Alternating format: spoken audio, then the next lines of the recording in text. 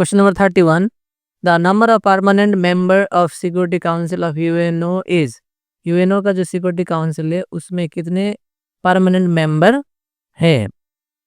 Option है 5, 10, 15, 20। इसका सही जवाब है option number A 5। Question number 32, which of the following is not true about the United Nations. United nation के विषय में कौन सा स्टेटमेंट गलत है? ए में है the UNO was formed in 1945, ये सही है। बी में है the headquarter of UNO is in New York, ये भी सही है। सी में है there are altogether 111 articles in the UNO charter, ये भी सही है। डी में है at present UNO has 51 member states, तो यही क्या है? गलत स्टेटमेंट है। Question number 33, in India the chairman of the national Human Right Commission is to be. India में नेशनल ह्यूमन राइट कमीशन का चेयरमैन कौन होता है? Chief Justice of the Supreme Court, retired Chief Justice of Supreme Court, Chief Justice of High Court और retired Chief Justice of High Court. इसका जो सही जवाब है वो होगा option number B, retired Chief Justice of Supreme Court. Number 34, which is the biggest organ of the UNO. UNO का सबसे बड़ा ऑर्गन कौन सा है? General assembly, security council, international court of justice या फिर सेक्रेटेरिएट। इसका आंसर है option number A, general assembly. 35, match the international organisation with the respective headquarters. इन इंटरनेशनल ऑर्गेनाइजेशन को उनके हेडक्वार्टर के साथ मैच करना है। तो पहला दिया है नाटो, नाटो का है ब्रुसेल्स। उसके बाद है आईसीसी, आईसीसी का होगा दुबई, एशियन का होगा जाकार्ता और सार्क का होगा काठमांडू। तो इसका सही जवाब है ऑप्शन नंबर बी। 36 में the central bank is the financial adviser and agent to the government. यानी कि सेंट्रल बैंक जो है इंडिया का वो गवर्नमेंट का एडवाइजर साथ ही एजेंट भी है। Which bank in India performs this function as the central bank. तो इंडिया का जो सेंट्रल बैंक है वो कौन सा बैंक है? ए में दिया है एसबीआई, बी में आरबीआई, सी है नाबार्ड, डी है आईडीबीआई। तो इसका आंसर होगा option number B, RBI. 37, A 100 rupee note is an example of. एक 100 रुपी का नोट एग्जाम्पल है किस टाइप ऑफ मनी का? ए में है legal tender money, B non legal tender money, C hot money, D है ब्लैक मनी। तो इसका आंसर होगा option number A, legal tender money.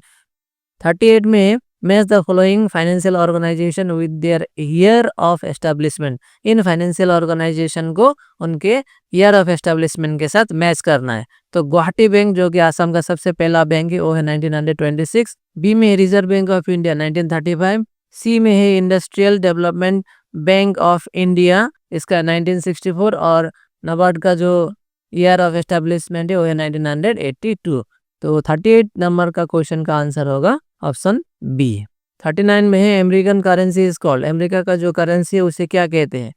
Pound, rupees, dollar या फिर यन। आंसर होगा option C, dollar. 40, which one of the following is not a function of money. नीचे दिए गए ऑप्शनों में से कौन सा ऑप्शन मनी का फंक्शन नहीं है? ऑप्शन ए में है मीडियम ऑफ एक्सचेंज, बी है मेजरमेंट ऑफ वैल्यू, सी में है स्टोर ऑफ वैल्यू और डी में है जनरल एक्सेप्टेबिलिटी। इसका आंसर होगा option number D, general acceptability. General acceptability money का फंक्शन नहीं, कैरेक्टरिस्टिक है। 41, the 3 indexes of human development are. Human development का 3 इंडेक्सेस कौन कौन से हैं? ए में है लिबरलाइजेशन, प्राइवेटाइजेशन, ग्लोबलाइजेशन, बी में है life expectancy, education and the quality of life, C में है economic growth, economic development, human development और डी में है national income, per capita income, economic growth. 41 का सही आंसर होगा ऑप्शन नंबर बी। 42 में है the period of first 5 year planning was. First 5 year plan India में कब से लेके कब तक हुआ? 1 जनवरी 1951 टू 31 दिसंबर 1956, बी में है 1 अप्रैल 1951 टू 31 मार्च 1956, सी में है 1 मार्च 1951 टू 29 फरवरी 1956 और डी में है 1 फरवरी 1951 से लेकर 31 जनवरी 1956। का आंसर होगा option number B. 43, the integration of a nation's economy with the economic of the other nation is called liberalisation, privatisation, globalisation, planning.